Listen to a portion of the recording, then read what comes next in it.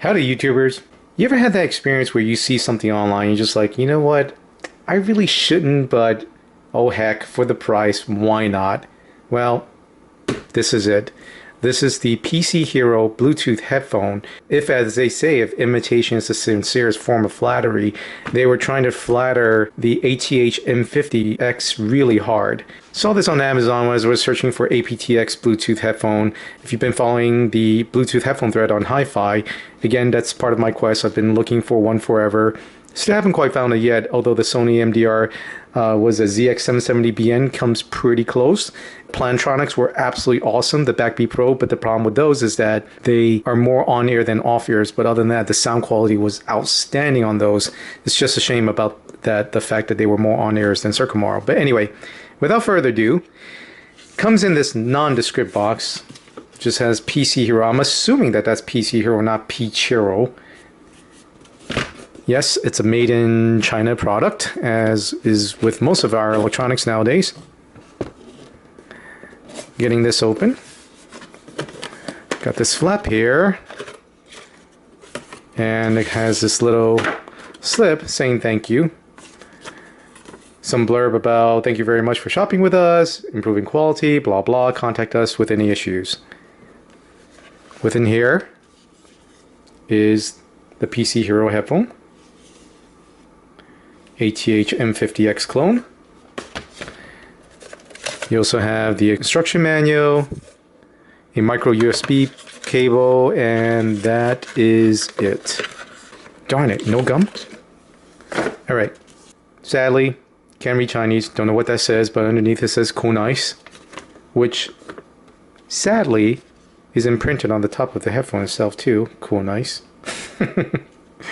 I don't know, man, it's just like, I know they don't speak English, and I know they don't read English and whatnot. I mean, obviously someone new, but I don't know. I mean, just styling-wise, just think about it. Would you really want to print adjectives on the top of the headband?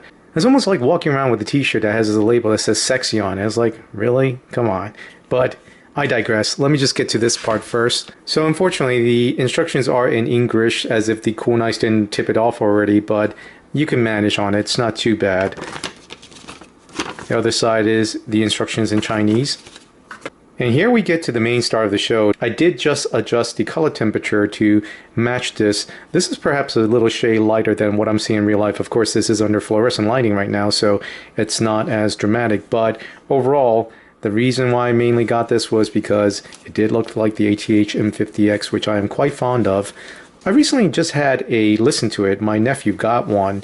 And upon listening to it, I actually sold my M50 to a fellow forum member on Hi-Fi because that treble was just a little bit too much for me, and overall the comfort wasn't quite there. But when I tried on the M50X of my nephew's, he got the so-called green, although to be honest with you, I see brown. Maybe I'm colorblind, but I could swear I see brown. But anyway, the sound profile has definitely changed. I don't care what anybody says, and I don't care if they say, you know what, you're a total noob, you don't know what you're talking about. I may not be good at articulating how things sound, but trust me, that sound profile did change. The trebles have smoothed out a little bit, and the bass was different. I can't recall exactly what was different, but the soundstage, I was quite surprised. I never remember the M50 to have that great a soundstage, but the M50X that I tried, wow, that was quite a revelation. So because of that, I will be on the hunt for M50X. But in advance of that, I grabbed these just for fun. I spent 40 bucks on dumber things in my life, so I figure, hey, 40 bucks, aptX Bluetooth, why not? Now, just covering off really quick, on the left cup, you have the main controls. So you got your power switch in the middle, and these are all soft touch electronic switches.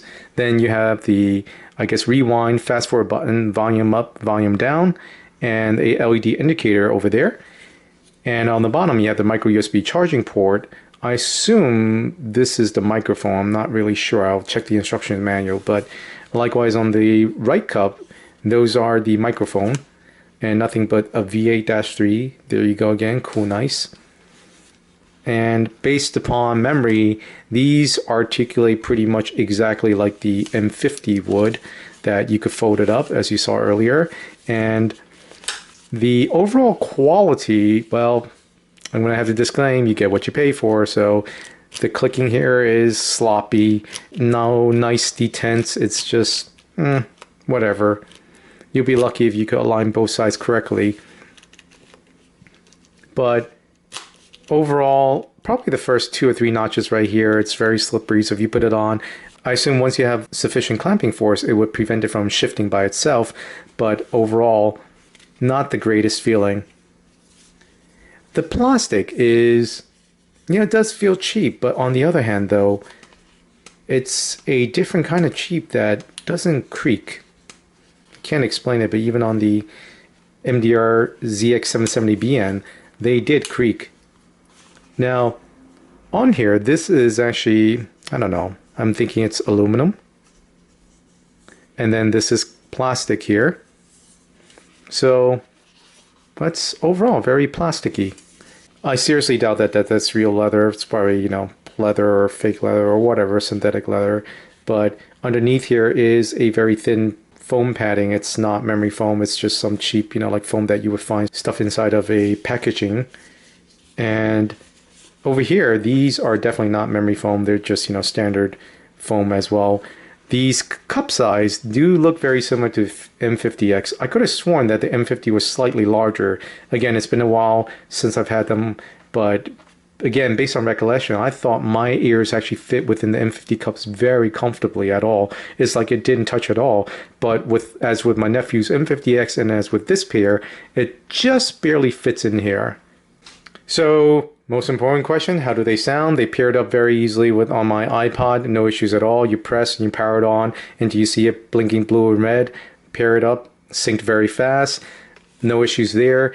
The sound overall is that this is a complete bass headphone, and even then, it's not even quality bass. It's just slightly muddy profile, but that bass overpowers everything else. It's not just the sub bass, but the mids as well. The mids is just over exaggerated, thus it drowns out everything. Now, if you had a way of taming it down, meaning via EQ, which sadly I don't really have a application because there is no headphone port, so you can't really adjust the EQ on these. I mean, I did adjust on iPod, but those are all presets, so I can't play around with it individually. But if I listen carefully, the treble is actually not too bad. It is a very nice, clean sound. It's just, unfortunately, the bass and the mids just completely overwhelm and overpower it. So anyway, I literally just got these in. This was just a very, very quick unboxing, initial impressions. Maybe in the future, I'll have additional impressions about these. But if you have any questions about them, feel free to let me know. But for 40 bucks, I don't know. I guess you could probably do better.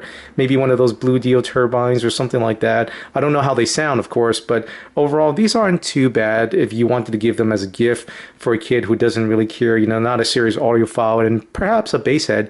These actually would work out very well for 40 bucks, not bad, but definitely not for an audiophile or even an enthusiast. I'm not an audiophile, but even for enthusiasts, that overpowering bass is just too much, at least for me personally. So for what it's worth, there you have it.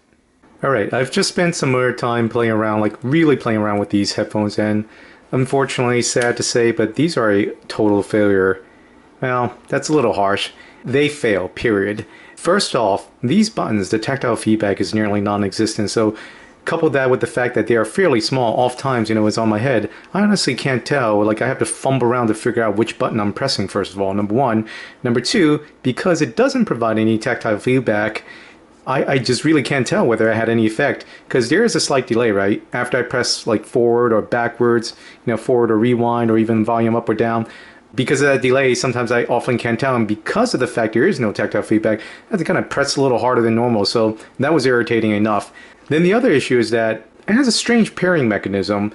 You can only ever have one device paired at a time. There is no such thing as multi-point, but furthermore, even though if, like say on the other Bluetooth headphone, if I had it paired, if I turn it on and turn it into pairing mode, meaning typically is to turn it on and keep the power button depressed, it would enter pairing mode. The problem with these is that it never does that. Once you're paired, that's it. It's monogamous. Great for you, but it's annoying because what happens is you gotta go to the device that you're currently paired with, shut that Bluetooth off, turn this back on. But if it doesn't find anything else, then it will enter pairing mode. So that was another annoyance. Last but not least, while the Bluetooth pairing is simple enough, save for that little annoyance factor there, the range is horrendous. I literally walk from here out the door of my room that's like, what, 10 feet away, roughly? 10, 12 feet away, and already it was cutting out. Went into my bedroom and forget it. It would just totally cut out and I couldn't get anything at all. So horrible Bluetooth performance, unfortunately. While doing video editing, it did keep up because certain Bluetooth headphones, I've noticed if I stop play very frequently, it does have trouble keeping with that. So it's almost like it's queuing it up, but it has trouble, I guess, emptying the queue or whatever. This one actually didn't have that issue. Video editing was totally fine, but like I said, the range was horrendous. I just went out the door again, just sorry, man, but wow. I really had high hopes for these, even though, you know, I went into it with the correct expectations that, hey, it's only $40, you're not spending a lot of money. So, but even so, I just expected a little bit more and better than this. Overall, even the quality, like I had highlighted, not the greatest. I could have lived with that if, like I said, these buttons weren't an issue. The Bluetooth annoyance, okay, it's annoyance. I could live with it. I could deal with it. The Bluetooth range, sorry, I can't deal with that. It just has to be a little bit better than that. If I only ever used a close range, fine, wouldn't be a big deal again. But come on, that's just adding so much limitation. So I'm really sorry, PChero, whoever you are. As a matter of fact, one last note. I did actually RTFM. If you'll notice, it actually says, thanks for your choosing the products from Cool Nice Headphones. So it turns out that Cool Nice was not an adjective that they had printed at the top of the headband. It actually is the name of the company, so it turns out. Again, I really don't know because, like I said, on the box and even on Amazon, it says PChero or PChero. I really don't know, but the point is over here it actually says Cool Nice Headphones. So there you have it. I'm sorry, Cool Nice Headphones, but these just have to go back. I mean, hopefully you could get these button issues straightened out. You could get the Bluetooth range straightened out. Oh, I'm sorry. Actually, one more thing. These are sold as aptX. I could not get the aptX confirmation message on my PC. I even removed the device, repaired it a couple of times, still could not get the aptX confirmation. So to be honest with you, I really can't tell if this has aptX. That's the only way for me to verify it, and it didn't pan out. And just to verify that I wasn't having any issues with the Bluetooth dongle, I reconnected my ZX770BN, and sure enough, the aptX symbol came right up. No issues there, so it's definitely not the dongle. Bottom line is that for $40, you could probably do better. I don't know how much better, but let's just put it this way. I'll be on the hunt. If I find something, I'll let you guys know. But in the end, these are going back. And that completes this video. The PChero V8-3 was purchased off Amazon for my personal use.